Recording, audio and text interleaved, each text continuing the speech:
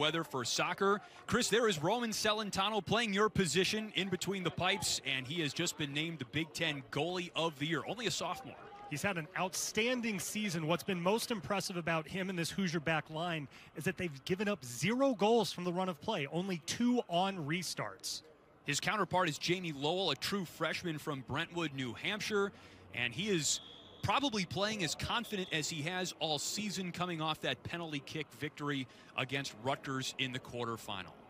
Coach Swarovski said so himself, in that he's gaining confidence each match. Northwestern led to Rutgers, which has led to tonight. Let's see how the freshman does on the big stage here in Bloomington.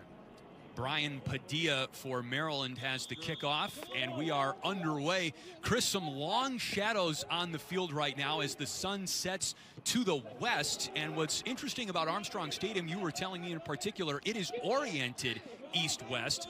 And for the first half in particular, it's going to be interesting to see how both teams handle the sun. Exactly. It's one of those situations where, again, Indiana is not going to be that team that's going to dump long balls into Maryland's box, but on the occasion they have a free kick, it certainly won't hurt to play one at Lowell to see how he's able to view that pass in these conditions. So Lowell is going to be facing the sun in goal for Maryland, and not to ask the obvious, but as a goalie, you want the sun at your back, right? Unequivocally, but you take what they give you, and like I said, because Indiana isn't known for dumping the ball in the box, they're going to play possession-based soccer. Not something we should expect to have him deal with a lot, but something to have in the back of his mind, of course. Maryland can really go toe-to-toe with Indiana in terms of pure talent, but where Indiana has a clear advantage is bench depth, as this one goes to the top of the 18 and is still largely up for grabs. Eric Matsalevich nearly got ahead on it. Palazzolo for Indiana got it out of the box, but Maryland tries to keep it in. And this is Muni who tries to clear for Indiana. But what does Maryland need to do? Some keys, Chris, to sort of compensate for its lack of depth. Really, in this game, it's going to be where do they pick up the Hoosiers' line of attack. Maryland is known for pressing end-to-end. Coach Sasha Swarovski will make sure this team does that in this match, whether he's on the sideline or not. But because they're so thin, how much pressure can they put on throughout the course of the game? Chance brewing here for Maryland. Justin Geelan working with it on the wing, and he has it taken away by Indiana's freshman defender, Joey Mayer, who had an outstanding regular season for the Hoosiers and was named a Big Ten All-Freshman. 17th meeting between the Hoosiers and the Terps. A slim lead for Indiana, 5-4-7 overall. But get this, Chris, in that all-time series, goals 18 apiece. It's been neck and neck. That is a pretty impressive stat and befitting of 2 of the top 5 college programs in the men's soccer history. Sure is. As this is Ben Bender, number 8, the tousle-haired freshman for Maryland. He puts one into the box and right to the boot of an Indiana defender. Bit of a miss-hit there. And the uber-talented Victor Becerra pounces on it for Indiana, number 7, coming off a brace, a multi-goal game in Indiana's quarterfinal win over Northwestern.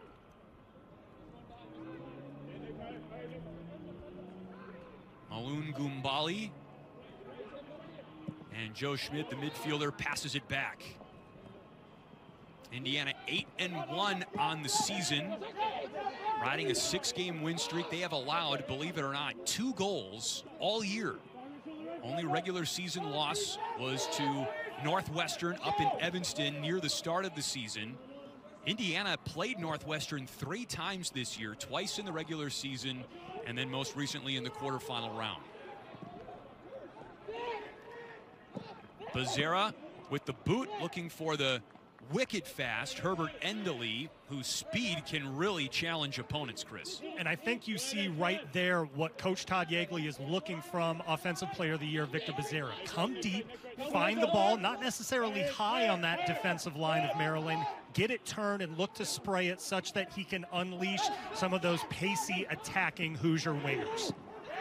Becerra is the Big Ten Offensive Player of the Year, 3rd Hoosier in program history to gobble up that award, as this is a long ball through the box and out along the sideline.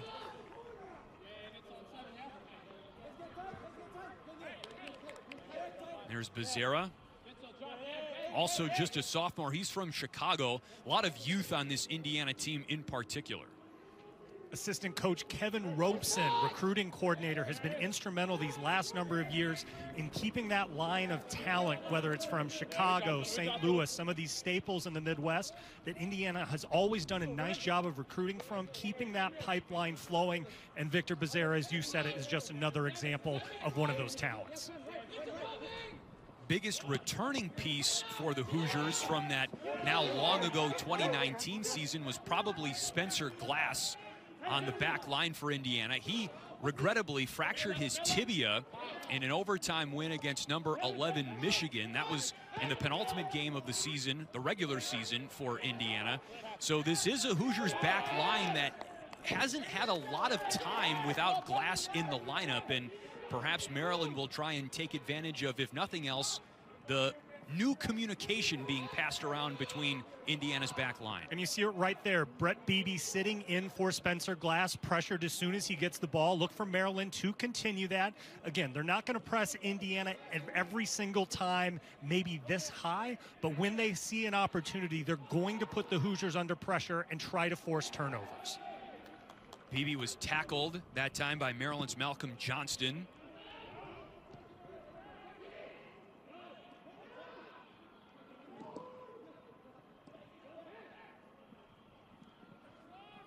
Maryland coming off a very emotional quarterfinal game against Rutgers in a game that was decided on penalty kicks. A lunging stab made at that ball by A.J. Palazzolo. Maryland still wins the ball, however, momentarily, and Goombali with the back pass for Indiana to Mayer. Celentano winds up and gets it up towards midfield. Nate Ward is there for the Crimson and Cream.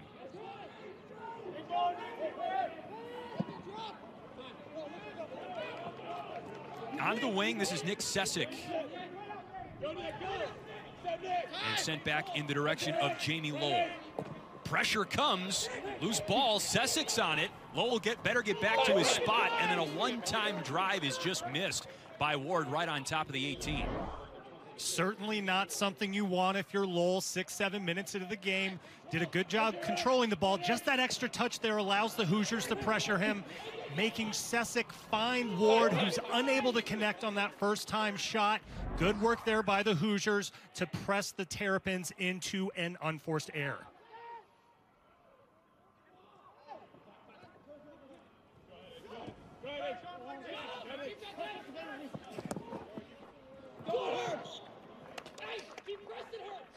Indiana ball, and it is the third time these two teams have met in the Big Ten tournament semifinal round specifically. And both the first two matches have gone to penalty kicks. Maryland won in the 2015 semifinal. They went on to win the tournament that year.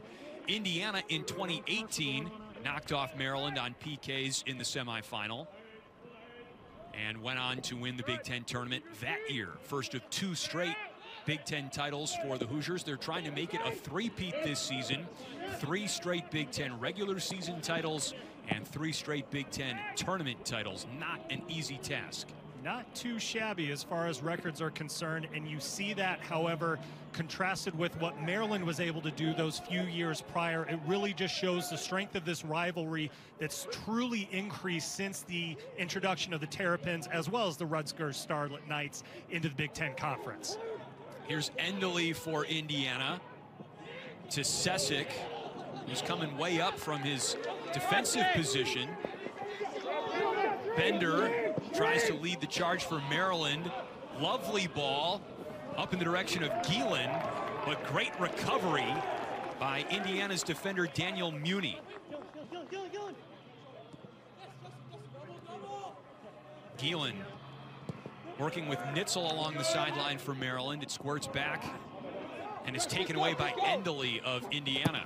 Poked out of bounds by Chris Rindov, the sophomore defender for the Terps. Chris, you mentioned the rivalry, though, between Indiana and Maryland. It's one that extends before these two teams were even Big Ten rivals. You know a lot about that from playing in such dramatic games, right? Well, in 2004 and 2005, a couple fantastic college soccer games. The amount of talent on those teams, particularly Maryland's, you had guys like Maurice Edu, our Fox Sports colleague, along Omar Gonzalez, Stephen King, AJ De La Garza, tons of talent in each of those teams. Endely working one-on-one with Alex Nitzel, the German defender for Maryland. Nitzel wins that challenge. And here's Bender, who has it taken away. Lovely play there by Joe Schmidt, number 8. And now the ball at the feet of Sesic. And that's off the shoulder of Bender and out of bounds. Here's Bender, who has it taken away. Lovely play there by Joe Schmidt, number 8. And now the ball at the feet of Sesic. And that's off the shoulder of Bender and out of bounds. Muni's speed was what kept the Terps from getting a quality chance in the final third. Yeah, we asked Todd Yeagley that on the phone. Just for clarification, here's Sesic into the box, looking for a cross. It bounces over the head of Gumbali. He's got it in the corner now. Bends one back to the top of the 18, and Bender is there for Maryland. He looks to clear.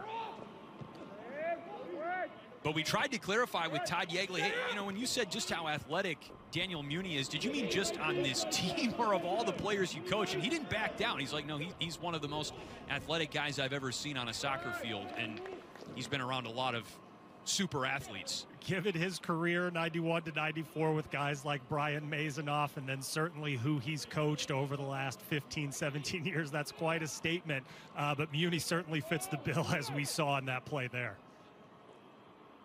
We asked him, too, if there was a specific moment that really summarized the athleticism that Muni brings. And it sounded like it was more than one specific moment. It was just the total package of speed and athleticism. To an extent, we saw that on that play on the recovery in the corner a moment ago. Exactly, and this kid's upside is so big, and he's been able to work with, in this case, senior co-captain Spencer Glass, who's not here today, obviously, but who has been instrumental in this Hoosier team, leading them by example on the practice field from a golf cart, even though he's been unable to play. So you see that sort of camaraderie being established by one of your team leaders, and it just flows through the entire roster. Hasn't been asked to do that either, we should note, about Spencer Glass. He's been still attending practices and games on his own. Here's Sesic looking for a cross. Bender got a boot on it for Maryland. We talked about Bender's importance on the offensive side of the ball. Already we're seeing it. His ability to track back, win the ball, whether it's knocking it out for a corner here or on the play prior, getting it up into the channel for a transition opportunity. Great work by the freshman to stop what could have been a dangerous opportunity. Corner opportunity, and this is Becerra to take it for the Hoosiers. Just outside the 6, Palazzolo got a head on it, and then it is snared out of the air by Jamie Lowell.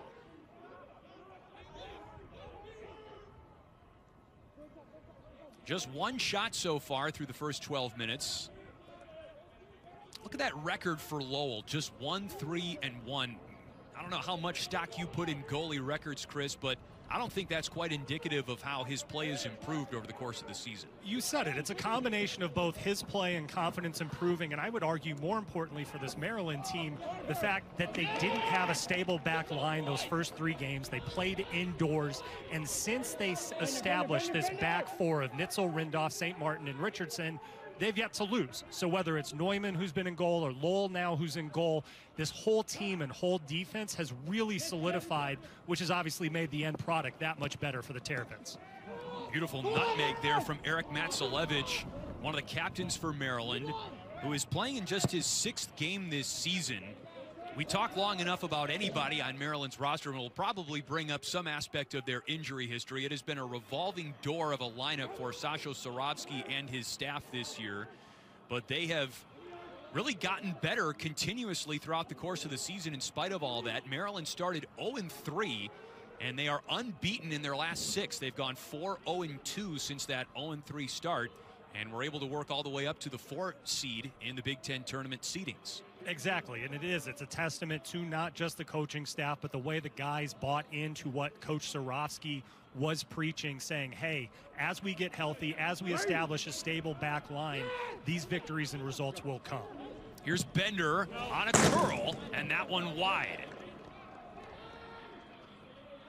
Continuing to talk about Bender and his creativity and his license to roam, that's a left-sided midfielder who's on the right corner of the penalty box, with good reason, because he can pull triggers like that.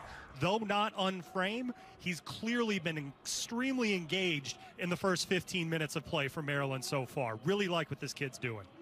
Clearly a good distance shooter, as you could see from that attempt. Sasho Sarovsky told us that he's the guy with some special creative flair on this roster. The guy who can pull a rabbit out of his hat. And if you give him enough opportunities, he can make you pay. And listen, if you're Maryland right now, you've done what you've done these last number of games. You've put yourself in a great position to be one of the 36 teams to make it to carry North Carolina for the NCAA tournament. Adding guys like Jason Russell-Rowe and Paul Bin, who are out with injuries, combining them with guys like Bender is only going to make your team that much more difficult to get out in the month of May. Sesic knocked down the feed from Palazzolo, working one-on-one against Nitzel of Maryland, has Endley in the box, and he brings it back out to Sesic. Endley again on the left foot. Wall forms of white jerseys, and after a ricochet, Lowell watches it pass over the end line. Really impressive footwork here by Endley, getting back and forth with Sesic on some of those passes, able to control it, get the shot off with his left. Again, force the deflection, and we have yet another corner kick for the Hoosiers. So this is what Chris Monroe mentioned, the orientation of Armstrong Stadium. You see the sun setting more or less directly over the field as the corner kick is played short to Endley. Back to Becerra. In front now. Lowell leaves his feet. Maryland tries to clear. Second ball opportunity was there momentarily for Indiana, but it's knocked out of bounds as number 20, Justin Harris, came crashing in. Indiana electing to go with the short corner. Becerra firing one into the box. Deflection, Lowell not taking any chances. May have been going wide, but as a goalkeeper, always want to make sure. This here from Lowell's angle, great job getting it wide, making it so that a Maryland Terrapin could then clear the ball, not giving up any rebounds in front of net. That was one of Coach Sarofsky's keys to this match. Who controls the rebounds, the second ball opportunities best is probably going to be the team that ends up winning this game. Gumbali on the touch to Becerra. He tries to face and turns it over. Great leg by Malcolm Johnston. Palazzolo hunts it down. Beg your pardon, that was Joey Mayer. And here's Muni. And now Gumbali. With a burst, he works around Nick Richardson, and Richardson able to catch up and poke it away. Go with him, Manny. Go with him. Go with him. Matsalevich. Muni shadows his every move. Matsalevich with the cross into the 6, and an aggressive take made by Celentano. If I'm Coach Ryan Pace, I'm very pleased with that work on the counterattack, able to get the ball from right to left, find Matsalevich's feet, and then create something quality off of that chance in the Hoosiers' third of the field. Good work there by the Terrapins to break pressure.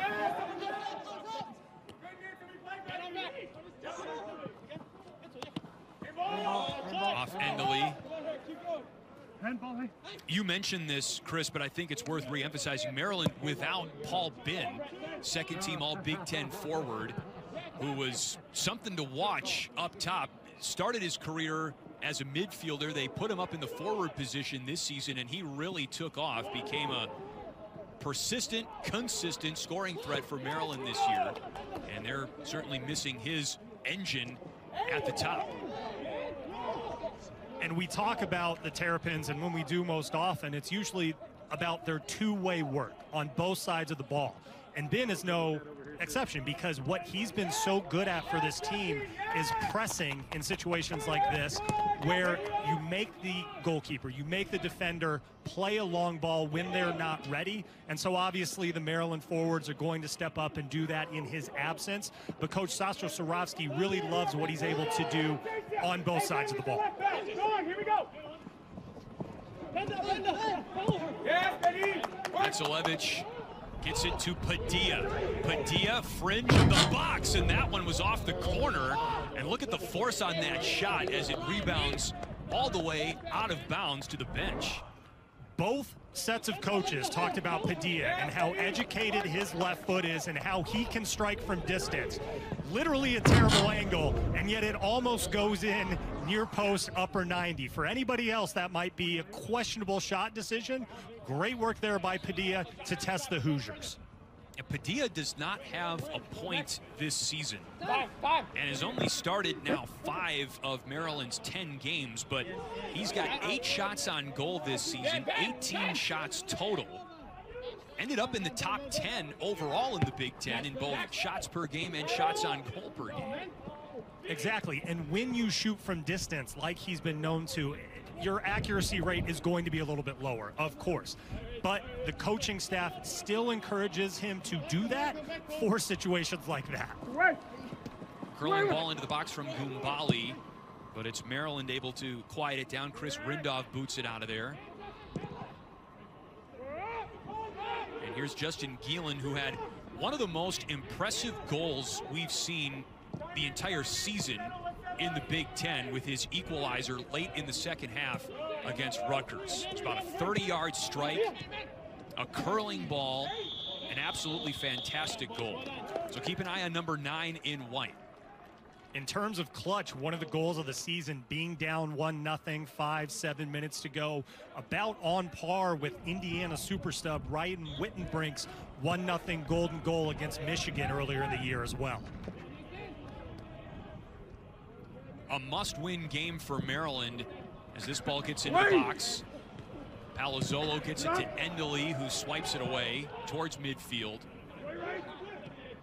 A must-win game for Maryland in that quarterfinal against Rutgers, not just for their Big Ten tournament aspirations, but their NCAA hopes as well. This is a Maryland team that is certainly qualified, we think, to make the NCAA tournament, Chris, but it's going to be awfully hard to get in as an at-large for anybody this year because of the shortened field, the fewer amount of teams that they are bringing into the tournament this year in North Carolina. Exactly, from 48 down to 36. I don't envy the selection committee any year, but especially this one, because you have teams that played both in the fall and spring, you have teams that played in the spring, you have teams that only played conference schedules. There really is a ton of mismatches in terms of what team schedules were like. But that being said, to your point, given the run Maryland's been on and the type of form they've found themselves in, I think they are undoubtedly one of the top 36 teams in the country, and we'll see them in Cary in May. It's been quite a season for Sasho Sorovsky and the Maryland Terrapins. We mentioned the injuries that this roster has had to deal with, but also just in other personnel-related decisions. As what a bomb by Becerra, and Lowell was able to read it and deflect it, but that was a missile from way outside the box. Well, we talked about Padilla's ability to shoot from distance, and Victor Becerra said, anything you can do, I can do better with this nasty hit. Lowell on his toes, ready, staring right into the sun, but able to see it, parry it over the bar, out for another corner kick. That was a heck of a save by Jamie Lowell. He's 6'4". Great reaction time as that one got on him very fast. Run him! Becerra's corner a little bit long and all the way through. Joe Schmidt there to back it up. And it goes, and it's headed out by Maryland, pounced on by Padilla, and perhaps a counter-strike opportunity for the Terps. Matsalevich to Padilla's left. Matsalevich wide.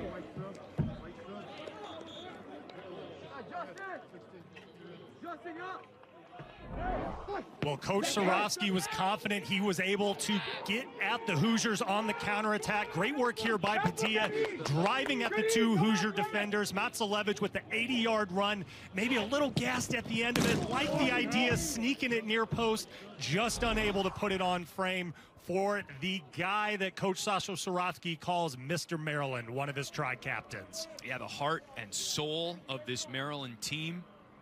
Said that even though Matsalevich might not be quite 100% physically, his mind and his heart are 110%. It's a guy who can bring quite an emotional presence to this Maryland team.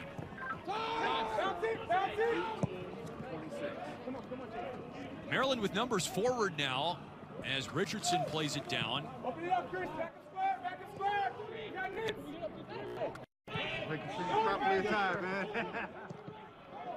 That one struck one of our officials accidentally off the leg of Ben Bender. Nitzel rolled back to Malcolm Johnston, the native of Ontario.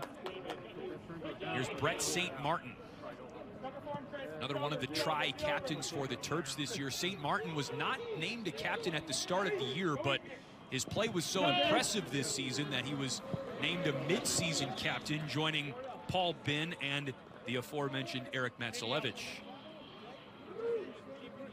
Indiana substitution entering the game is number 18, Ryan Yetterman, replacing number 26, Luke Ward.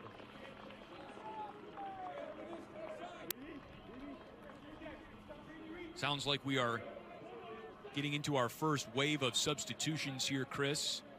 Jacob Chacroun is on the field for Maryland. Justin Harris takes a seat.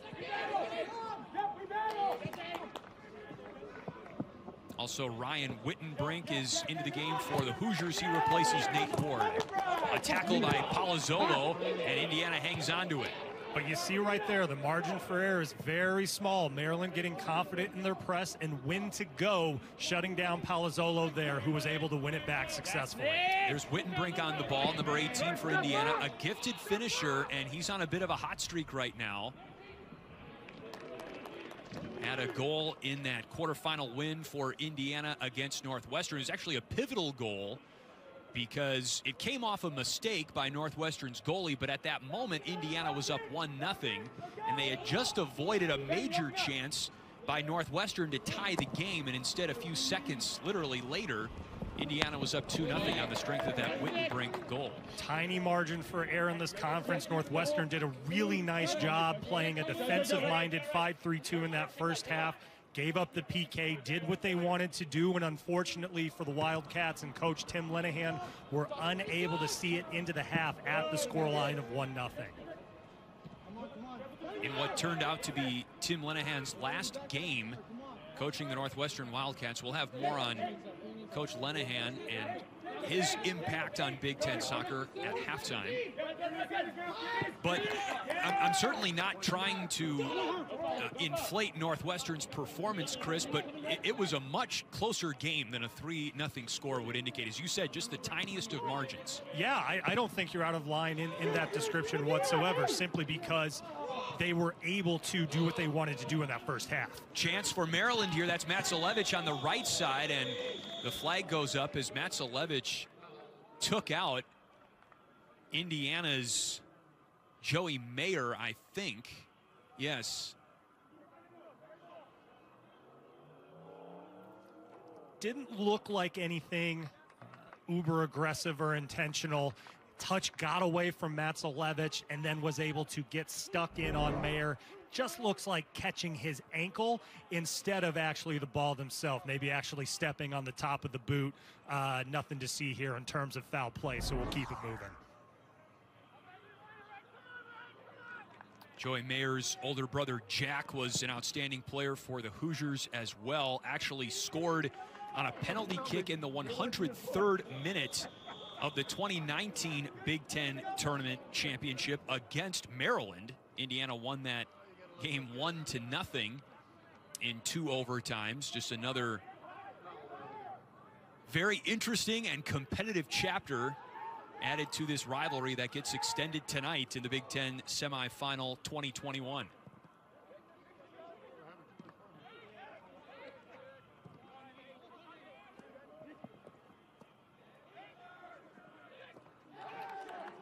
Turned over by Sesic. Here's Matsalevich. Can he feed Gielan?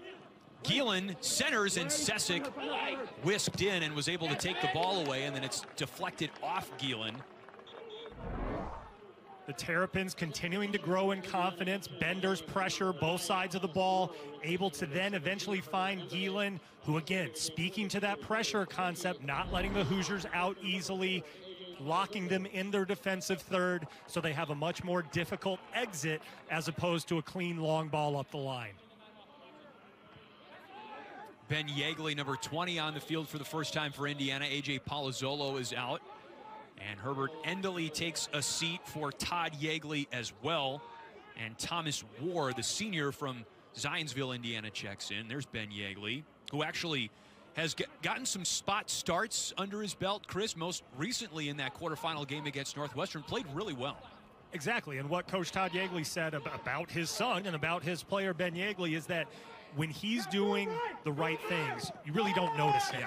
Both of the midfielders for Indiana, Joe Schmidt and himself, when they connect the ball east-west, when they get onto loose balls, when they're able to really link up with those 4 or 5 attacking dynamic playmakers up top, that's when their key to success is being achieved. Now if his parents can just convince him to get a haircut, everyone will be happy. Well, maybe not Ben, but... Not our words, straight from the coach's mouth, to be clear. Yeah, even Grandma getting on Ben to clean up the mop top a little bit. It's a tough household, and they will not be afraid to tell you what they think, and apparently that extends to Ben's hair. Matsalevich off the field for Maryland. And Mike Heitzman is on the pitch for the first time tonight for the Terps. Keep an eye on number 24 in white. He had the game-winning penalty kick in the quarterfinal against Rutgers. Padilla plays it up to Gielan. And there's Heitzman with a quick touch, and he turns around, still on the ball. From the wing, it's into the box. Mayer kind of whiffed on it, but Gumbali is there as the ball rolls across the top of the 18. Muni with the strike up ahead. Quickly repossessed by Maryland, but that opportunity was fleeting.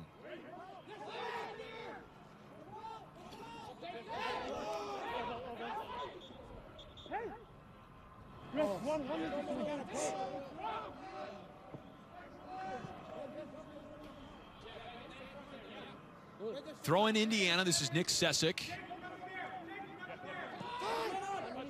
Gumbali tries to fend off Bender. And here is Malcolm Johnston, who is tackled by Yeagley. Just getting ready to mention, Chris, that it's been a pretty fluid game. Not many fouls, but that was a hard tackle there. The almost commentator's curse. You're almost. Right. Both teams have done well in terms of sticking to the plan at hand. You see here with Ben Yeagley getting that yellow card simply because he timed the tackle just a little bit late. Studs came up, caught the Maryland attacker, hence he's going in the books.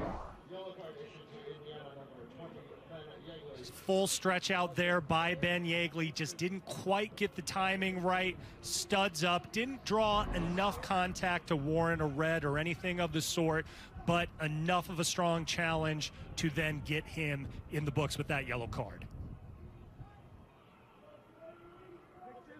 Coming in the 32nd minute. Indiana's 11th yellow card this season. 3 shots apiece. And a good opportunity for Brian Padilla and Maryland here. That one curls way to the left of Celentano in goal. And it's well out of play, not much of a chance there. Great defensive work there by Ward, getting back, tracking the attacking Maryland player Rindolph, ensuring that it went out for a goal kick. But that being said, Padilla, again, educated left foot, curling away from the keeper. Keep an eye out for him on restarts as the game progresses. Gielan looking for Heitzman, but Muni and then Celentano comes out of goal to play it for Indiana. Wittenbrink in a bit of a joust with Jacob Chacroun for Maryland.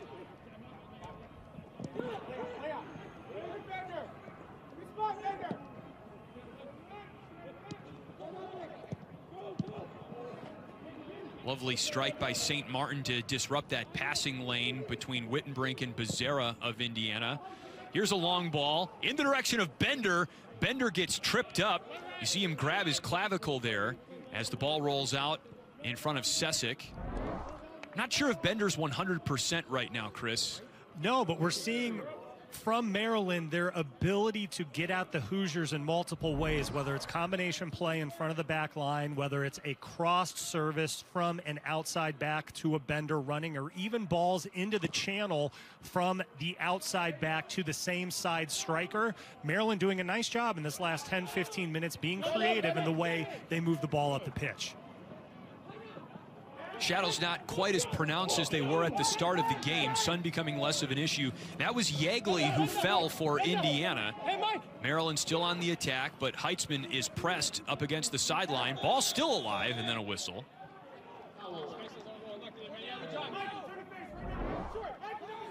Looked like as Bender was attacking, he may have just put out a hand there, caught Yeagley in the face. Similar to what happened this past weekend with Man United and Tottenham and Heung-min Son, but no foul called this time, and the Hoosiers still able to collect after 10-15 seconds or so. You know, sometimes harder to catch those fouls above the waist. You know, you're always looking at the feet for fouls involving cleats and shins and toes and whatnot. Most certainly, and it's one of those where, again, a bit of an arm extension, sometimes just not easy to be seen, so we'll give the ref a break on that one, even if it wasn't an actual foul. Again, a bit of an arm extension, sometimes just not easy to be seen, so we'll give the ref a break on that one, even if it wasn't. Ben Hall! Go, Mike! Go, Mike! Go, Mike! Tuck it a little bit. There's Yeagley. Looks like he's recovered from that momentary assault. And Mayer rolls it back to Celentano. And I miss not having fans here as much as the next person, but one thing that's interesting is you can hear the coaching being done from the sidelines. Both set of teams' coaches pushing their attackers at times to press, sometimes telling them to drop. It's very interesting to see when, for example, there, Maryland, the coaching staff telling their forwards to press Celentano as opposed to necessarily dropping back. Interesting tactical game being played by the two coaching staffs. And you mentioned that you've been impressed with Maryland's press so far, and that was one of the Terps' keys coming into this game. To play devil's advocate a little bit, is it sustainable? Remember, Maryland just does not have a lot of bench depth. Can they keep this going for a full 90 minutes as effectively as it's been through the first 35? I think because, to use a crude analogy, they're not running around like chickens with their heads cut off. They're being extremely smart and calculated when they step, conserving their energy for the right times. And I think that's something you see 8, 9, 10 games of the year, as opposed to maybe the first couple games where you're feeling out your strategy and your press. It's a testament to the coaching staff and to how intelligent the guys are responding to the instructions of those coaching staffs. Sure. So to answer your question, I think they can, just as long as they remain as calculated as they have been up to this point. I think they can. I think they can. There you go. Yeah.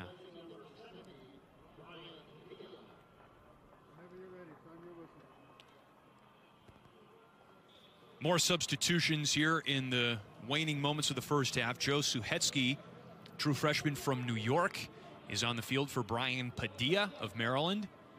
As the throw-in goes to Heitzman. Back to Chacroon.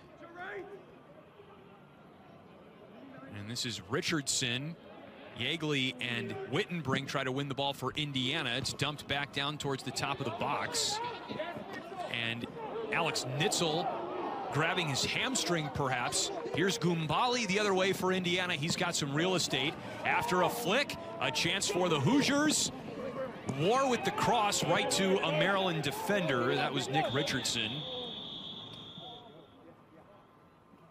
And Nitzel still down for Maryland right now. This is the injury.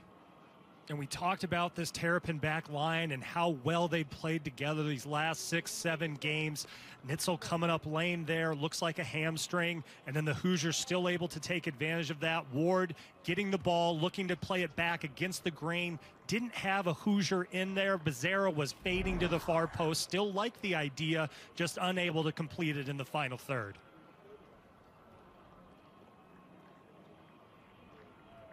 So Alex Nitzel down on the field right now for Maryland.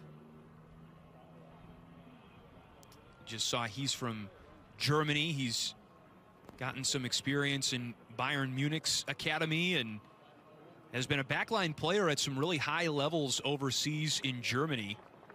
Just a freshman and a player that Sasho Sorovsky and company are really excited about.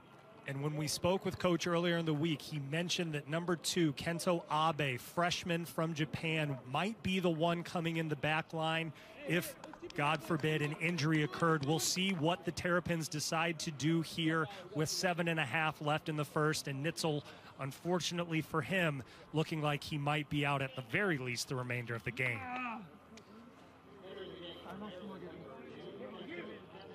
Well, this is quite a moment, Chris, and you hit the nail on the head. Kento Abe, true freshman from Japan. This is the first time he's been on a college soccer field in the United States. This is his Maryland Terrapins debut.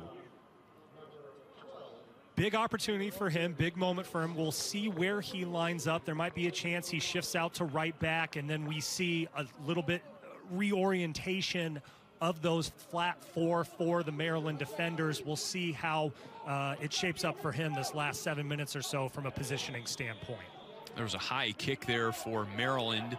And note that Gumbali is off the field for the Hoosiers, and Quentin Helmer has checked into the game, number 12. And exactly, just as we discussed, Richardson, who for Maryland, Coach Sasho Sorovsky has called a Swiss Army knife because he's played almost every position in his career here, has moved over to left back to allow for Abe to go to his preferred right back. Helmer tries to track this one down on the wing, and Abe with the deflection out of bounds. Perfect first bit of action, 60 seconds in, do your job, get out there, close down, make the block. Nice way to ease yourself into the game. And of course, a bit uncomfortable of a situation coming in cold against the top-ranked Hoosiers.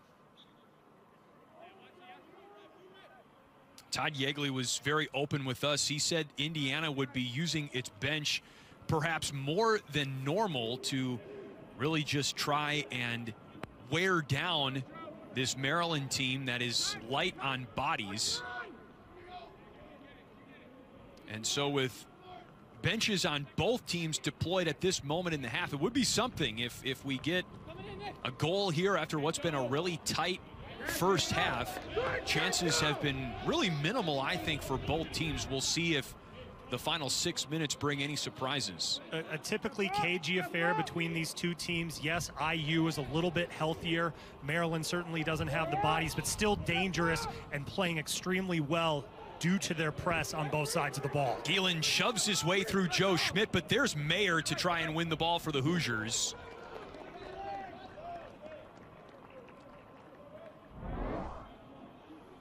Yet another battle between Schmidt and Gielan there. Gielan coming out on top, using his strength, but Mayer coming to the rescue of his counterpart, knocking it out for a Terrapin throw-in. Airborne off the foot of Nick Richardson. Gielan after it towards the end line, and Celentano says enough's enough.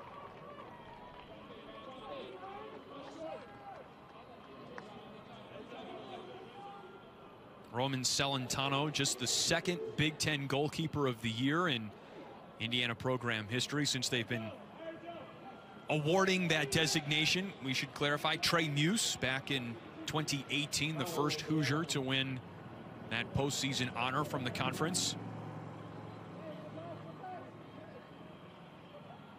They must not have been giving that award out when you were back there, right? They were not. Not that I would have won it.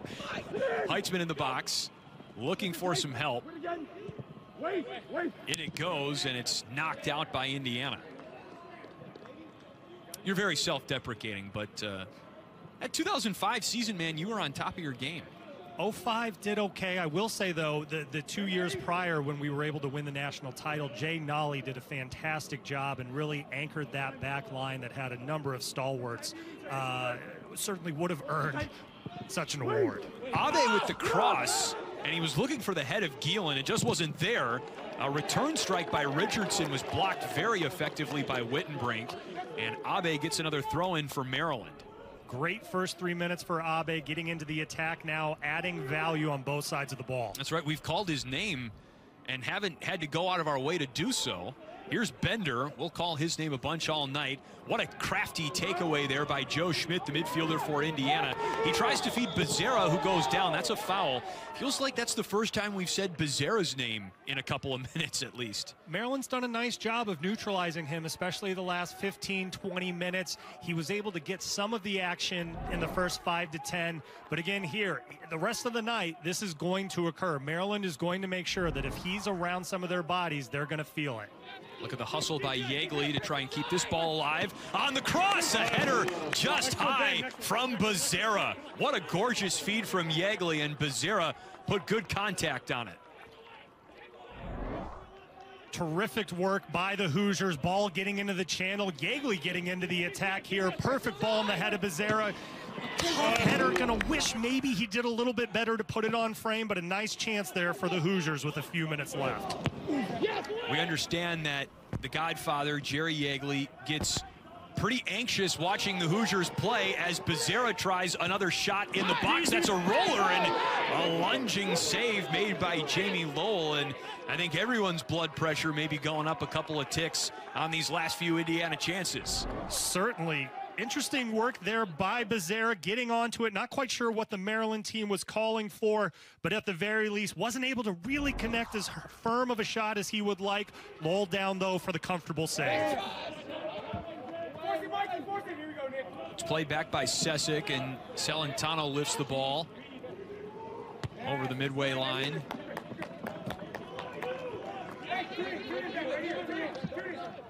Sesic comes up to throw it in.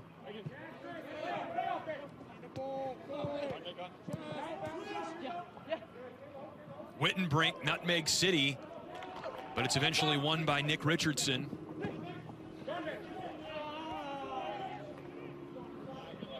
And Bender couldn't track it down in time.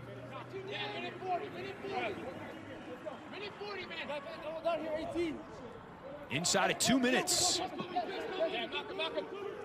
Just 2 shots on goal in this half. They both belong to Indiana. Hoosiers with 5 shots to Maryland's 4. In a really close soccer match in the Big Ten semifinal.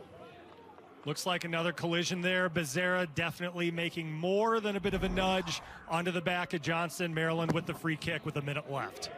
Chris Rindov nearly to the top of the box, and the ball is booted out of harm's way by Daniel Muni. Winner moves on to the Big Ten Tournament Championship.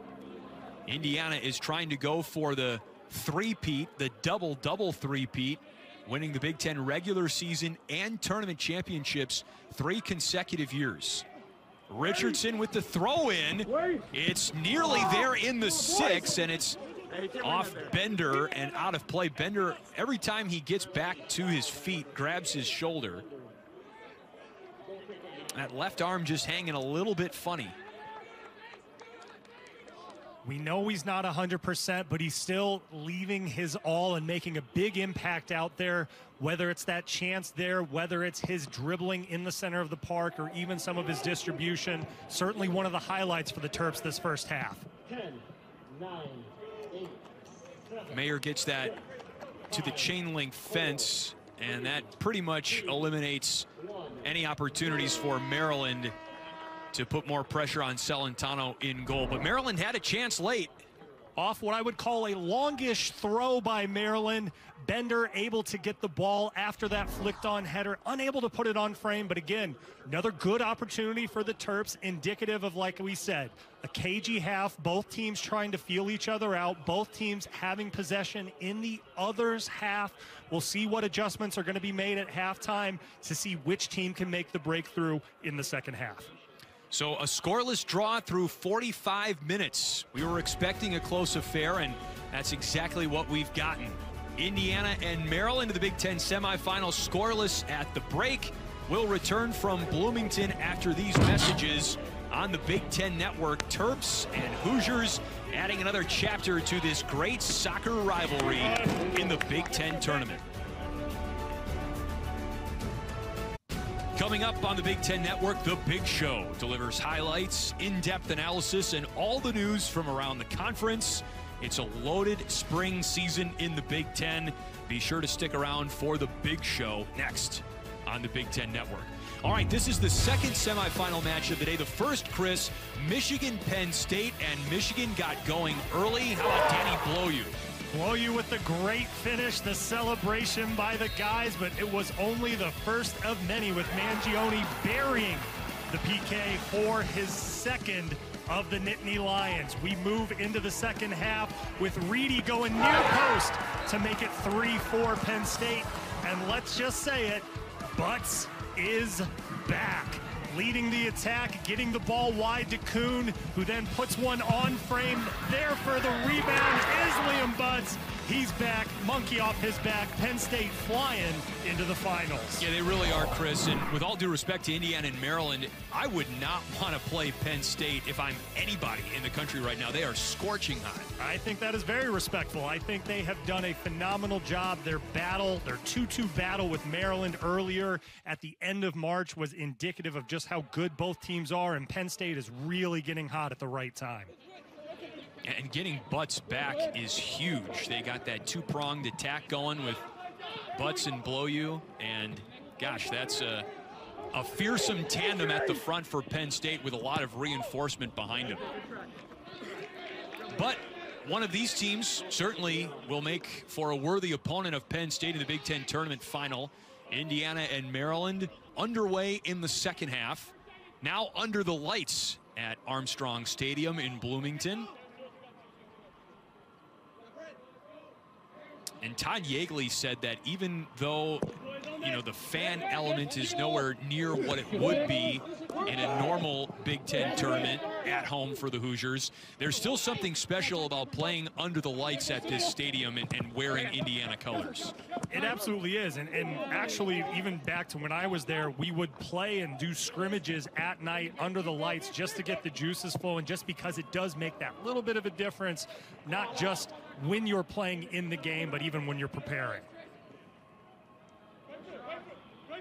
Here's Herbert Endley, who's back on the field to start the second half for Todd Yeagley in Indiana. There's a blast from Sesic to Becerra, and he pipes it.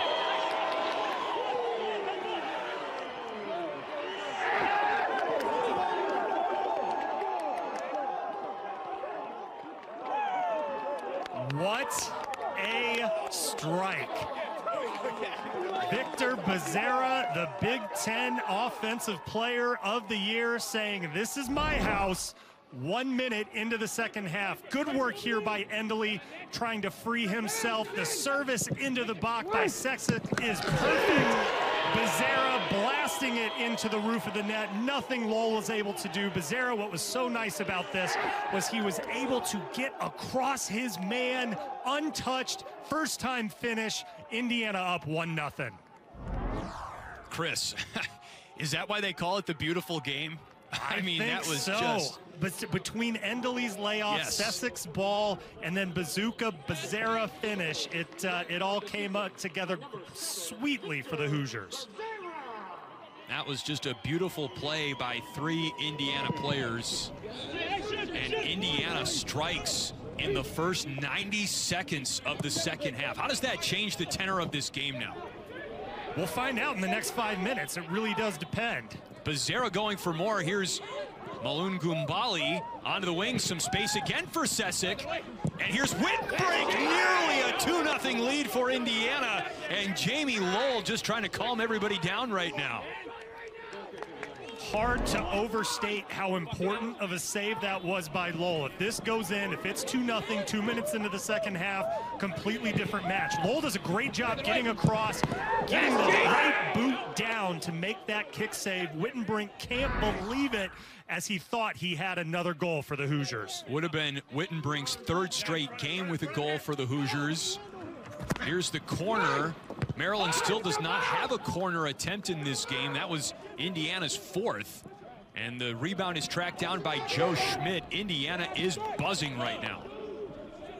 Now, if you're Maryland, you've given up the goal, 90 seconds into the half. I think the key is do what you did the second part of that first half. Continue with your press on offense, play short, and then look to spray it wide. The game plan doesn't have to change. You obviously have to be cognizant that now you're facing a fired-up Hoosier team.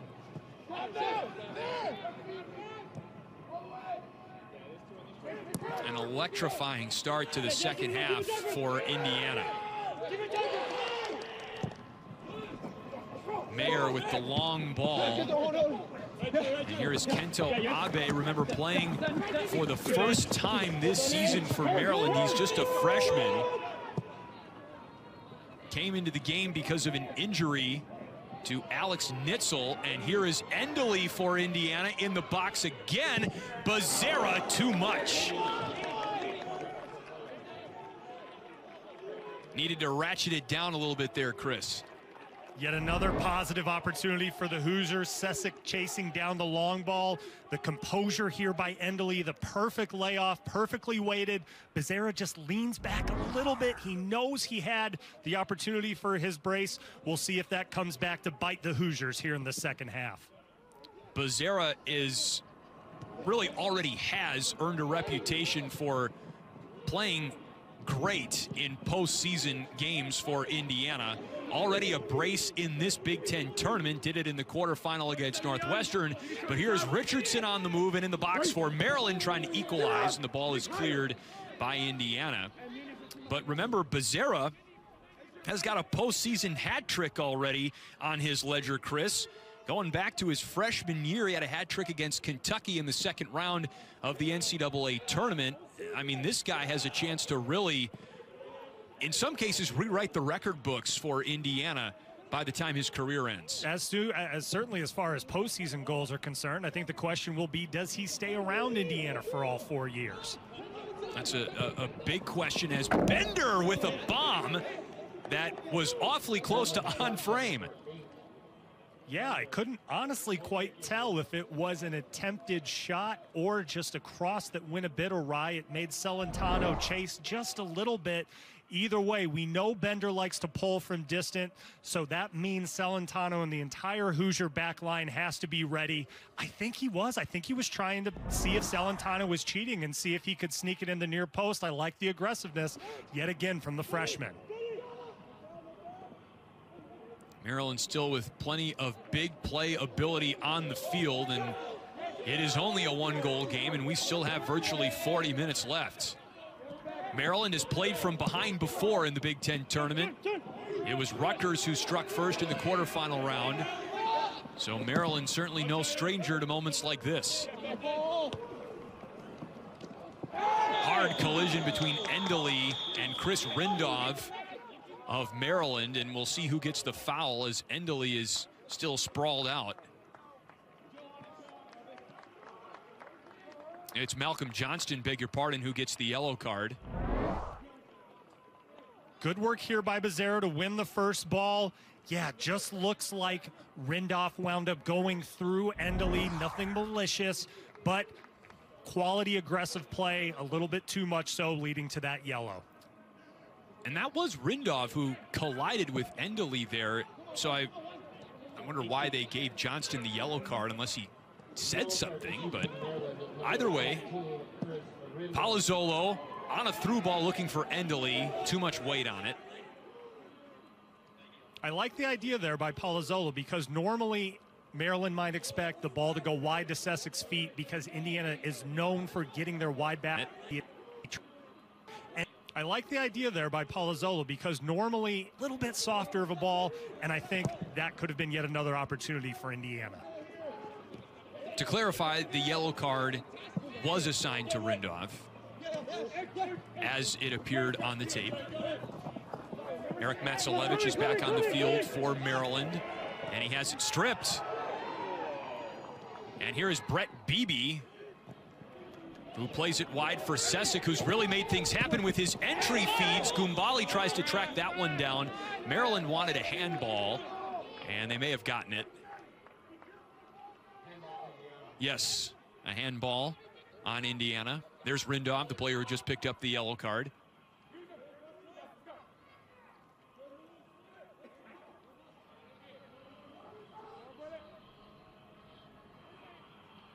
Jamie Lowell, Chris, will have to go back to that save he made on the shot by Ryan Wittenbrink just minutes after Indiana's first goal. Maybe a game-saving save for Lowell.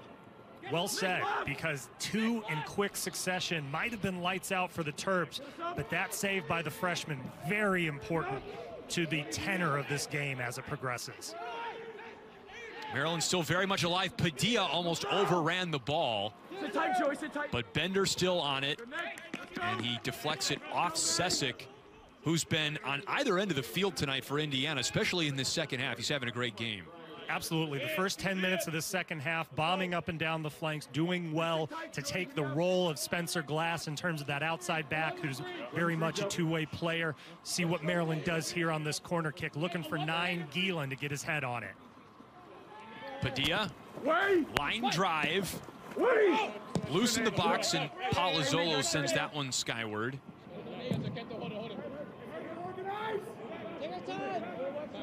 Abe to get it in.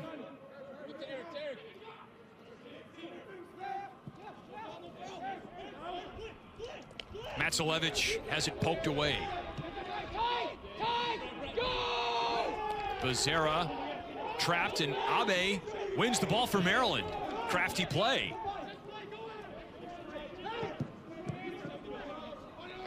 Back to Beebe now. Around Abe. And a fine challenge made by Mel. Hey, Frank, our workers' comp insurance is expiring. Should we just...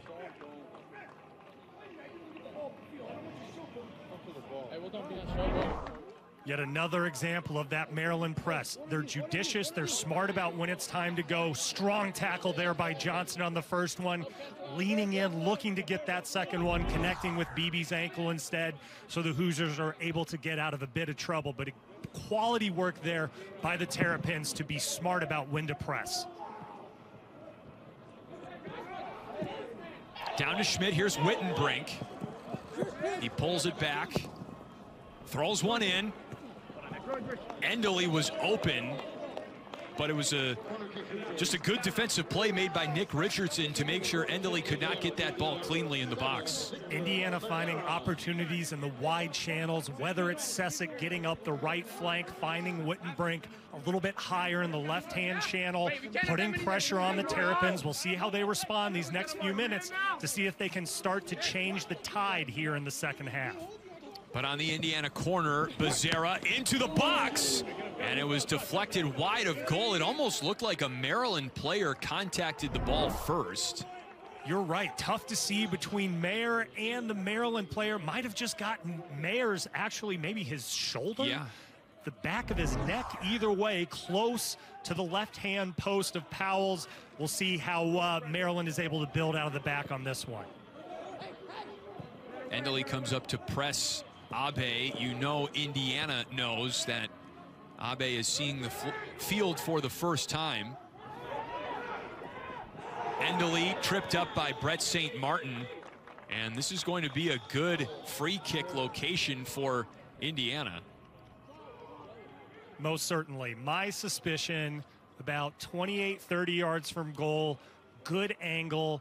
Becerra, we know he likes to strike from distance. I would say if you have 4 or 5 guys in the wall, you have the opportunity to potentially put it up and over away from the goalkeeper because it will curl away from him as a right-footed shot. If I had to guess, I would say that's the route Becerra is going to go. So Brett St. Martin picks up a yellow card for Maryland. Already the second yellow card handed out in the second half. There's the four-man wall Chris mentioned. And Becerra, number 7, on the ball along with Joe Schmidt.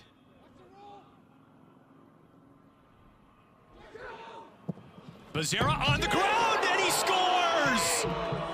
He tucked it just inside the post.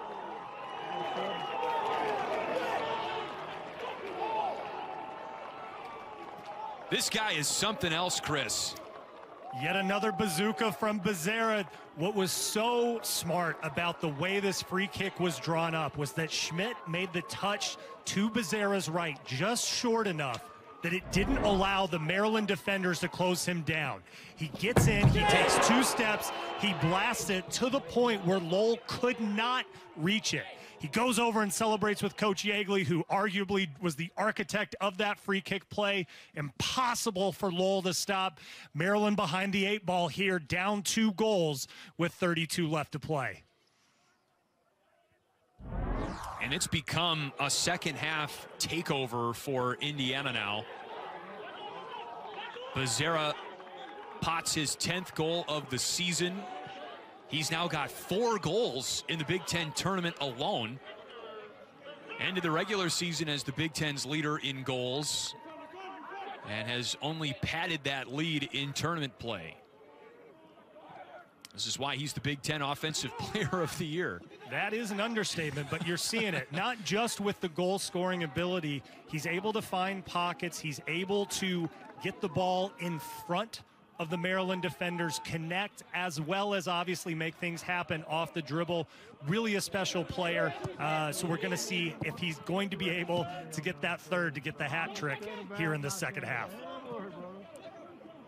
And again, it wouldn't be the first time he's gotten a hat trick in postseason play for Indiana, just a sophomore.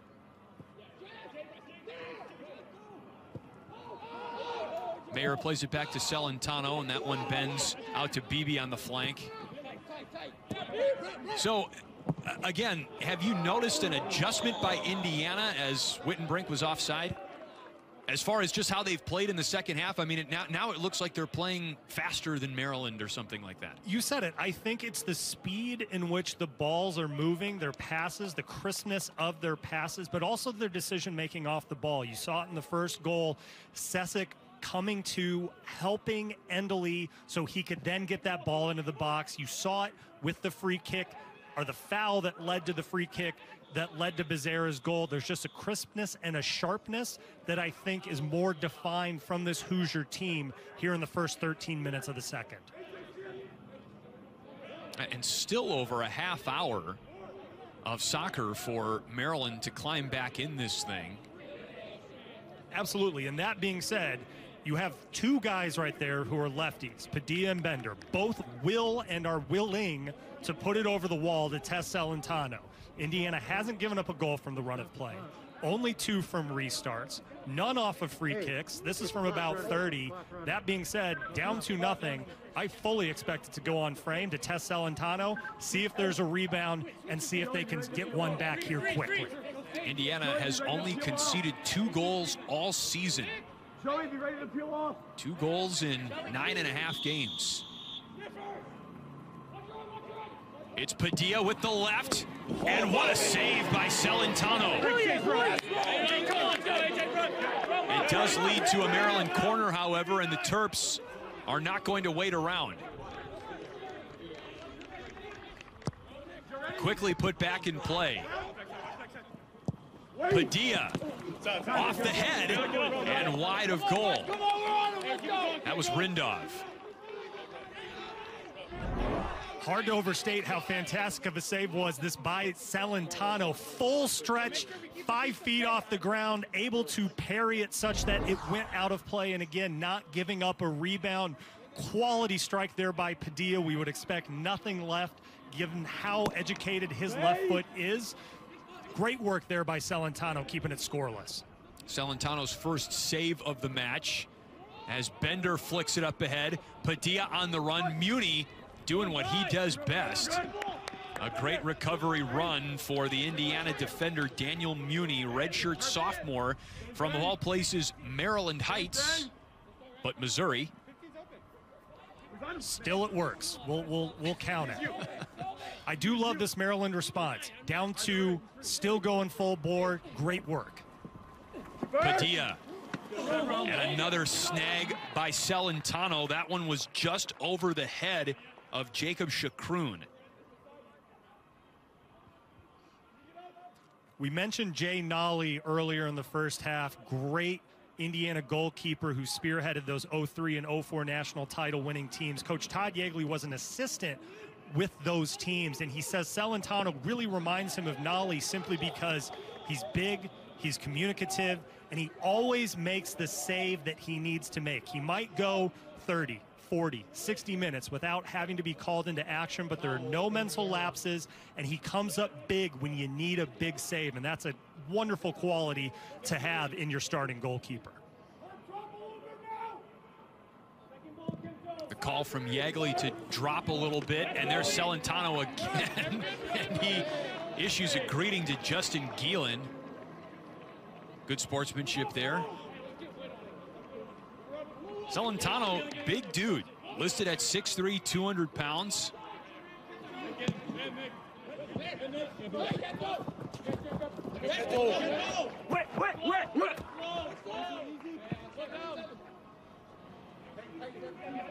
Yeah, come on. There we go. Yo, you guys are in the same spot. Ethan, Eric. Yeah, we're fine, we're fine. Up. Yes, run. Go on, Jeff.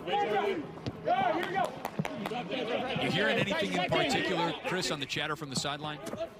You said it. That's just exactly what I was zoning in and listening to. I think you're hearing from Maryland, again, the coach is telling them when to press and when to get really stuck in when Indiana wins the ball back. And so we're going to continue to see more of that, even though they're thin, even though they're down to really only a few subs they can utilize. Given what's at stake here in the semis of the conference tournament, they're going to continue pressing. I think that's going to possess or lead to opportunities for Indiana to get on them on the counter, but we'll have to wait and see. Schmidt. Wittenbrink. Wittenbrink is dangerous. Top side, Schmidt. Played back to Palazzolo. Thank you. Now this is smart by Indiana. Possess in their half and make them chase. Get the ball, move it, play and move, find Sesic on the run in the corner. Here comes Sesic, working around Bender, and Bender deflects that shot into the air. Sesic brings it back down. Bender stays down. And Sesic on the cross. Wittenbrink, weak side. Wittenbrink looking for some space to shoot, and he puts it wide up against the back banner.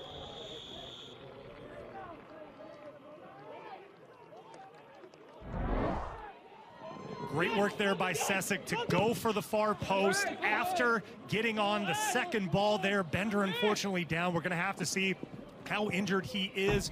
Good work here by Abe just to shepherd it out, and then more importantly, stay with Wittenbrink. Not fall for the couple of fakes, force him into what would have been a fantastic goal, but still wide of that far post. Wittenbrink had the game winner on the road in Ann Arbor against, at the time, the number 11 Michigan Wolverines. Only ranked win of the season for Indiana. Only ranked team they've played, in fact. And if you're looking perhaps to rain on Indiana's parade a little bit, you could point to the fact that their schedule, at least on paper, is maybe a little bit light. They did not play Penn State in the regular season, nor did they play Maryland in the regular season. They were scheduled to play both teams, but the games were postponed. Here's Geelan, looking to give Maryland a spark, and what a tackle by Palazzolo.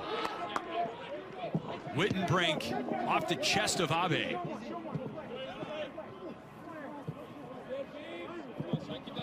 You know, we're seeing the versatility of a guy like A.J. Palazzolo too, Chris. He's a guy that can play forward, but has been playing back a little bit tonight. You said it. He'll play at the number 9 for this Hoosier team. He's playing tonight more of a conventional number 8, that center mid who can go box to box.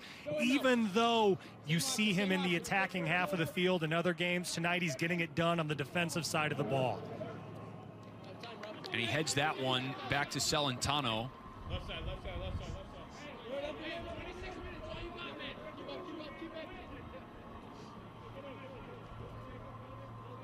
26 minutes, all you got. That certainly applies to both teams.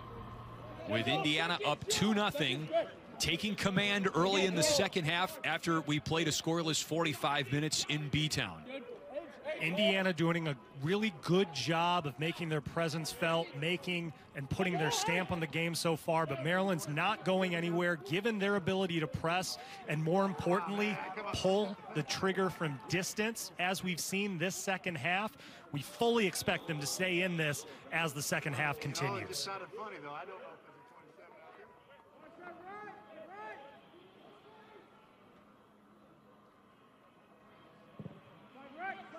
Off the restart, Wittenbrink. He's got Beebe behind him and to his left.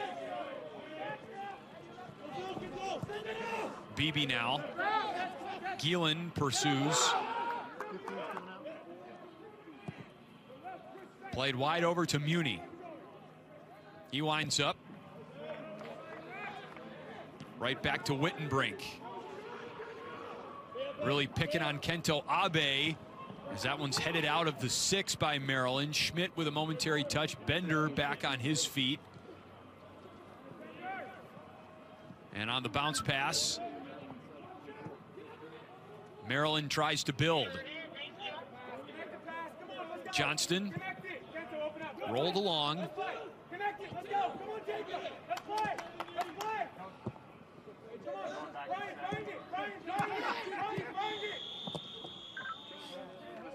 A whistle and the motion for the Indiana athletic trainer. That's Victor Becerra, not the player Indiana wants to see down. Maybe looking like a cramp, Chris. If you're Indiana, you're certainly hoping that's the case, whether it's a hamstring or a calf, a cramp, as opposed to certainly anything worse than that. It'll be interesting to see. Obviously, we have Ward coming on, replacing him, and certainly the Indiana training staff is going to be looking at this and seeing what they can do for Becerra. If not for the remainder of the game, certainly with one eye now potentially on Saturday's final. You saw Becerra just stretching out, touching his toes. Hard to interpret if that implies a strain or a cramp, but Becerra has got 4 of Indiana's 5 postseason goals this season. He has been on a tear. We are now, right?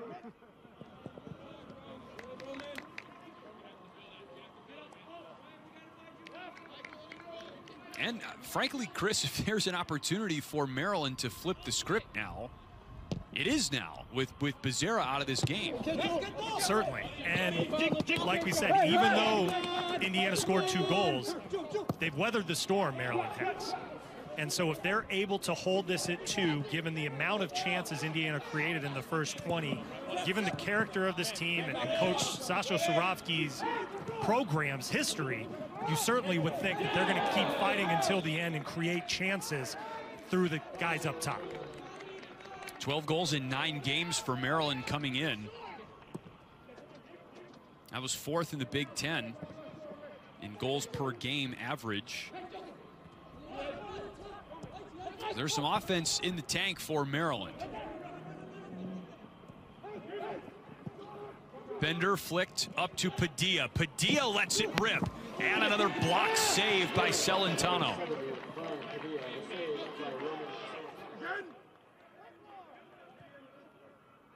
Richardson, Bender, headed out by Indiana. Malcolm Johnston. Wait. Get up! No foul! Sesic with the clean takeaway. Richardson tried to dribble through him. There's a takedown.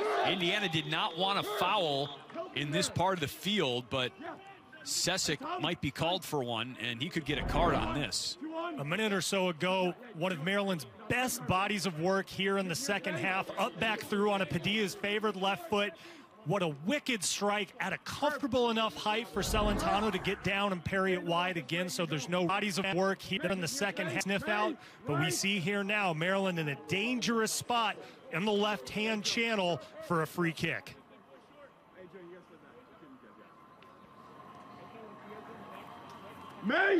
Sesic picks up the yellow. 68th minute. You've got to think they're looking for Gielan, number 9, St. Martin, 12, Rindolph, 18, just throwing bodies in and around that 6-yard mark. Some air on that ball, and on the rebound, it is struck wide by Bender. But Chris Rindolph had the first chance on the header, and Maryland just could not put it in. Going far post here, 2 Maryland guys in the same place. Can't quite tell who it deflected off of, and Bender with the follow-up, flailing wide after the Indiana deflection. Another corner from Padilla, however, this one a little bit short, and Indiana lets it bounce to Celentano.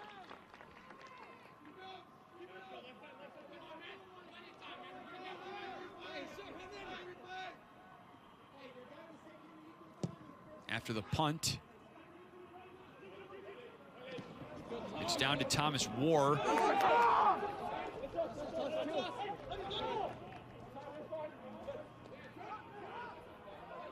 a sub or a foul? What you got? Right there, AJ. Okay, yeah, we got a throw. We got a sub. Indiana wanted a foul on Kento Abe there. Ben Yeagley checks into the game once again for Indiana, and Herbert Endley comes to the bench.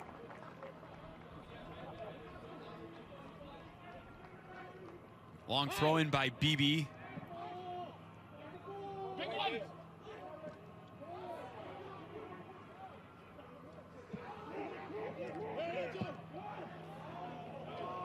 Sesic has had some good entries for Indiana in the second half.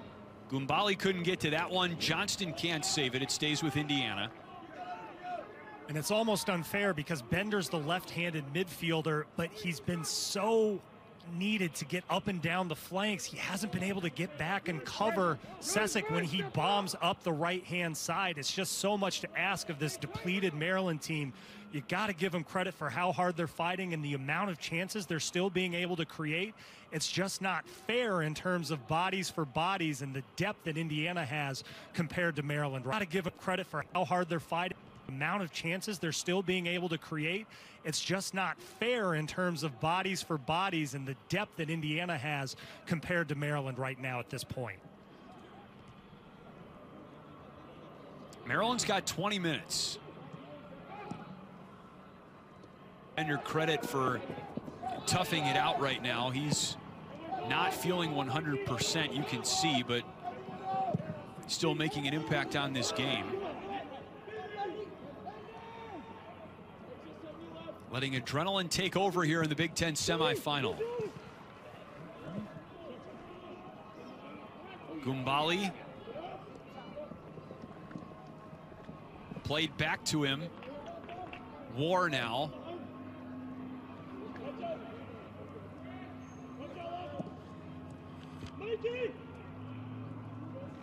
Up ahead, Gielan tries to run it down. Mayer beats him to it.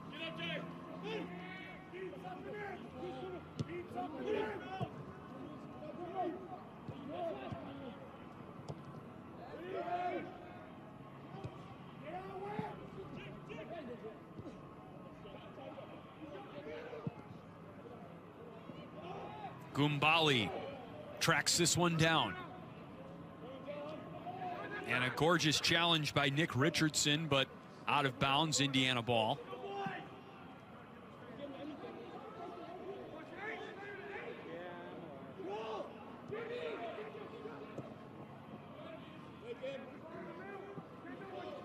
Beebe has it taken away by Abe. That move did not work.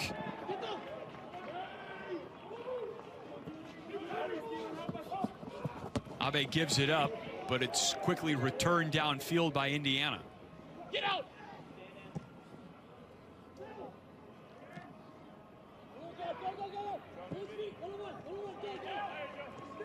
Gumbali around Richardson, and it's Rindov who deflected it out. Indiana corner.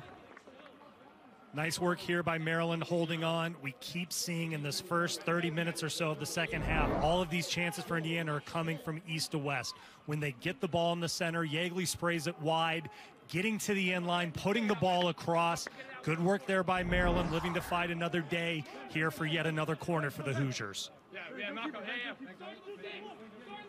Joe Schmidt to take it now with Victor Becerra, remember, off the field. Becerra appeared to injure his hamstring, maybe his calf earlier in the second. Rolls out of the top of the box, off the field. Becerra appeared to injure his hamstring, maybe his calf earlier in the second. Thomas War, and he just couldn't flick it past Jamie Lowell. Nice vision there by Wittenbrink, looking to spring Indiana in behind Maryland's defense, just unable to connect, which leads to Maryland collecting and looking to finally get back into Indiana's half of the field. But that moment is short-lived, as Indiana really running with Gumbali over the last few minutes in this half. That was off the heel of Richardson. It caroms to Johnston.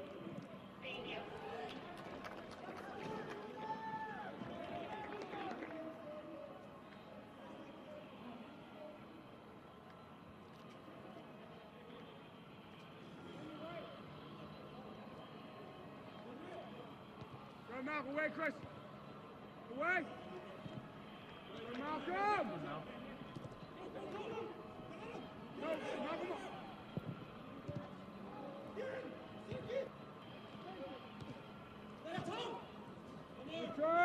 Schmidt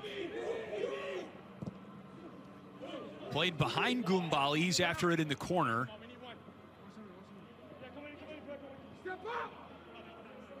Indiana already needs to update that side banner that says 16 Big Ten regular season titles. They've got their 17th already. Now trying to add to their 14 Big Ten tournament titles. They are 15 and a half minutes away from advancing to their third straight Big Ten championship game. Gielan nudged off the ball, and Yeagley quickly turns it around. But Bender, after the free ball, wins it for Maryland. And you see here, Maryland finally doing a good job to break the press. They're just moving it a little slow, and that's only natural after 75 minutes of frenetic play, only a couple subs. They're really doing the best they can with the bodies they have. Time! We mentioned the injuries that Maryland has sustained this season. Remember, they also thought going into even this abbreviated and delayed winter-spring season, they would have the DeRosa brothers, Matt and Ben. A whistle in the box there. However, the DeRosas were both drafted very early in the MLS Super Draft in January and elected to join their pro teams. And those were two additional losses that Maryland had to compensate for abruptly. They certainly weren't planning on it. You said it, and it's a wonderful problem for Maryland to have, and that they've had so many of their alumni drafted and go on to do great things in the MLS and pro leagues around the world. Just for this season in particular, with the DeRosas being out and unavailable, it's led them to have that tough start at the beginning of the season, where only now have they been able to have that consistency in the back line. And Chris, Maryland finished fourth in the Big Ten regular season. Seeds were determined based on points per game. Maryland 1.62 points per game this season. So they got the 4 seed, as you can see, in the Big Ten, based on regular season finish. They've guaranteed themselves a top 4 finish in the Big Ten tournament, regardless of the outcome tonight. Is that enough for the NCAA selection committee? Taking off my Big Ten hat, and we'll get to this after this play. Padilla into the box, and it's punched out by Celentano.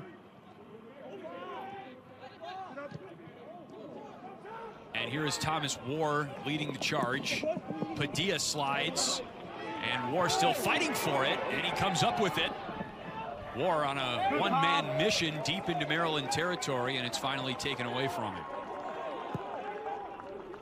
And back to your question, taking off any Big Ten hat and any conference bias that may exist, I think the quality of their performance, Maryland's performance, in the last 6 to 7 weeks of this now regular season and conference tournament, in spite of the injuries they've had to guys like Paul Bin and Jason Russell, I think because it is a 36-team tournament, it's going to make it that much tougher, and they might be one of the last 4 in. Yeah. I do think the body of work would lead them to, if not feeling 100% comfortable on Selection Monday, at the very least, like their chances to be one of those 36.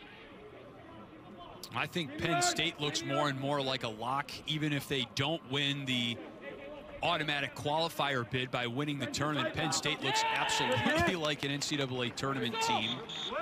I think Michigan certainly has a compelling case as well. And again, based on the strength of the Big Ten, hard to quantify that because of the lack of meaningful RPI rankings this season. The Big Ten did not play a non-conference schedule, but you'd certainly love to see Maryland in the field. And also with the knowledge that they are going to get healthier, talking to Sasha Sorovsky, by the time the NCAA tournament rolls around, Maryland could very well have Paul Bin and Jason Russell Rowe back. Ben Bender clearly a little bit banged up right now. Maybe he could get healthy in time for an NCAA tournament run. You said it. He literally just collapsed on the bench after putting everything into this match for 78 minutes. True freshman still out there fighting, showing everything that this Terrapin program is about, whether they have all of their all-stars healthy, whether they're fighting through a lineup of 13 or 14 guys. You know what you're going to get out of this team and out of this program, and they continue to show it here this evening. Long ball in the direction of Heitzman, and Celentano runs it down to his left.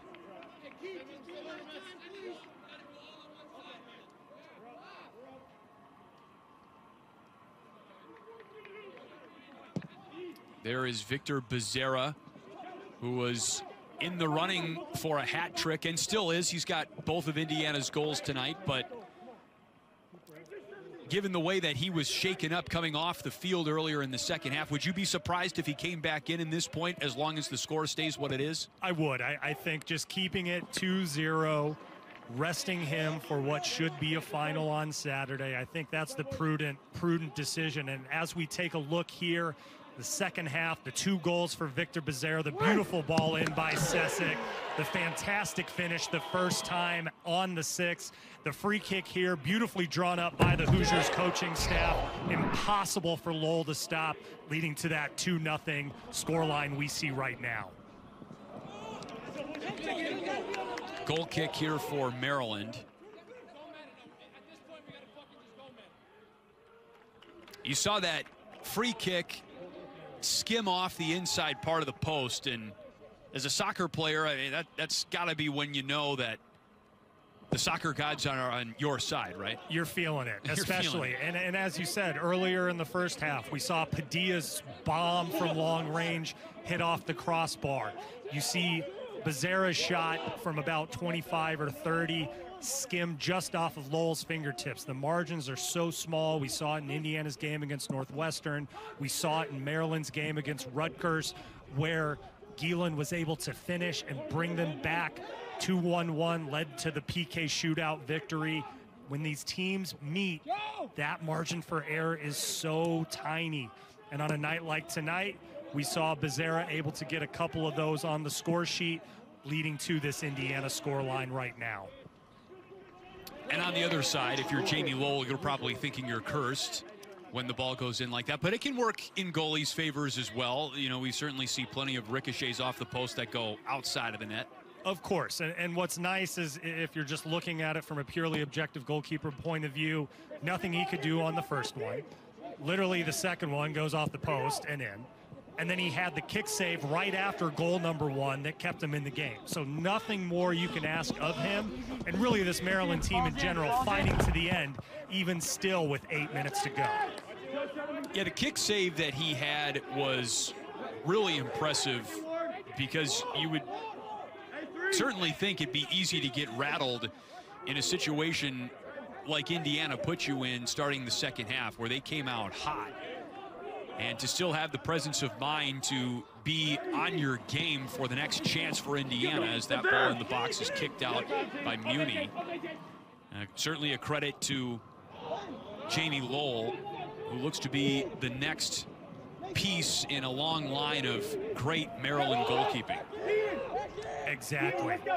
Guys like Seitz, McMath, Niedermeyer, Dane St. Clair of the Minnesota United, and oh, by the way, a guy by the name of Zach Steffen advancing with Man City today into the semis of the Champions League. Yet another in that proud Maryland goalkeeper tradition.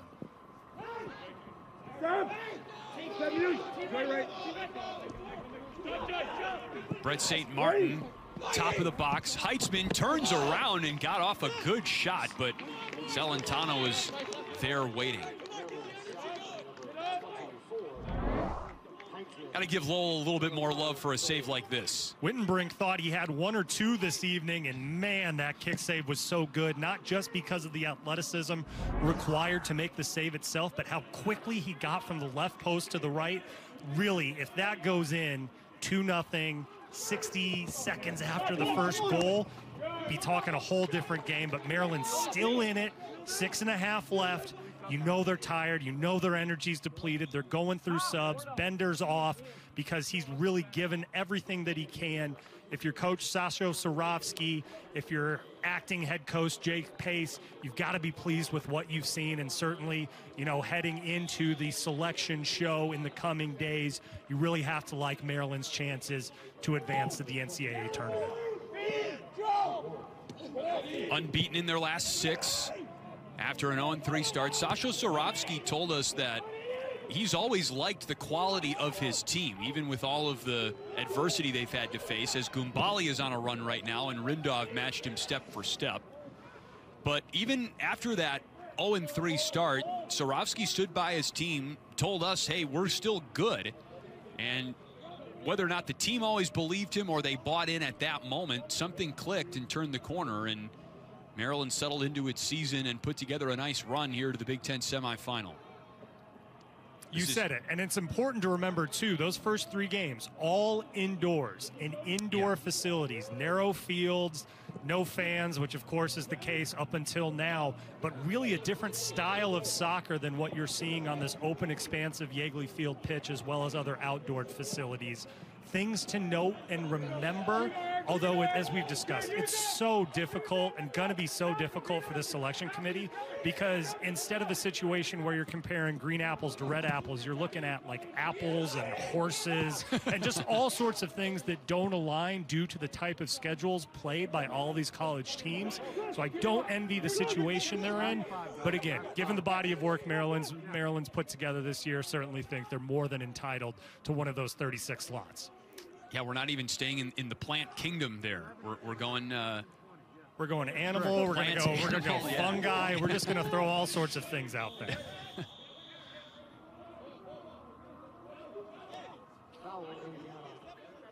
Indiana foul as Eric Matsalevich gets to his feet. Senior from Washington, D.C. You'd certainly love to see his career extend for a few more games. And again, this doesn't necessarily have to be the end for any senior. This year of eligibility does not count against anybody across the NCAA.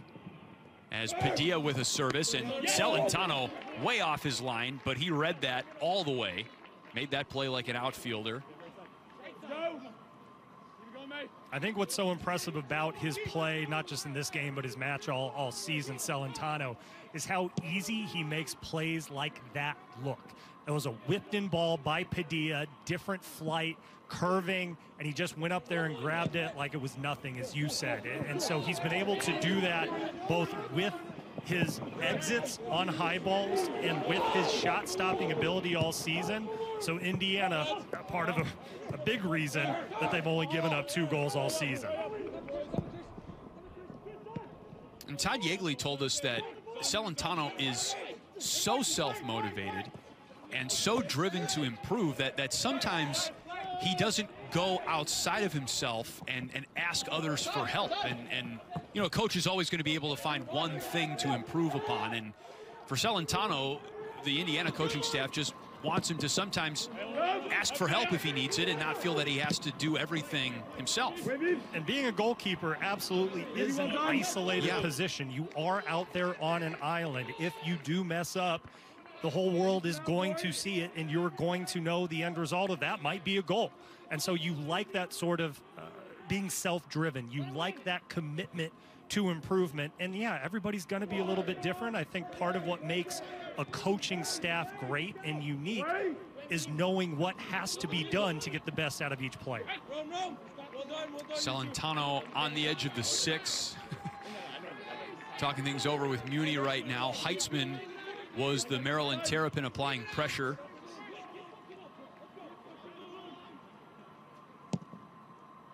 And it's important to note as we look ahead to Saturday, there's going to be another fantastic sophomore in the net for the opposing team. Penn State Nittany Lions, all Big Ten second team, Chris Shakes. So we should, even with the offensive firepower on display, have a couple of great goalkeeper performances as well. I mean, Penn State looks like a juggernaut right now. They've scored 7 goals in their 2 Big Ten tournament games so far. But again, this is an Indiana team that has not allowed a goal in the Big Ten tournament, and just 2 all season, as that one plays a short hop to Celentano. You said it. I think it's one of those games similar to, and I would say there have been 2 fantastic matches this season in the regular season. The 2-2 Penn State-Maryland draw, and then the 1-0 Indiana golden goal victory over Michigan. And that Indiana-Michigan game had a ton of chances, but great goalkeeper performances. So I can't decide if what we're going to see on Saturday is going to be something like that, still with a bunch of offenses, but goalies who are going to play out of their minds and keep it a low-scoring affair, or a type of game where we see the same sort of offensive attacking firepower and we see a multiple goal game. But either way, it's going to be fantastic. You know, I did both those games. I'm flattered you think so highly of them, as Matt Salevich pinballs one off a couple of Hoosiers defenders. Well, obviously it was you who led to such an outstanding game. So I think really it's going to be a lot of fun. I think the top 4 teams in the conference advance to the semis. And I think really, with apologies to Michigan, because of some of their injuries, similar to this Maryland team, they just weren't able to compete as well today against Penn State. But we have the 2 top teams in the conference going toe-to-toe on Saturday. Gielan with a last chance. There was no one there, top of the 6 wearing white. And Wittenbrink punches it out of bounds. Inside of 20 seconds now.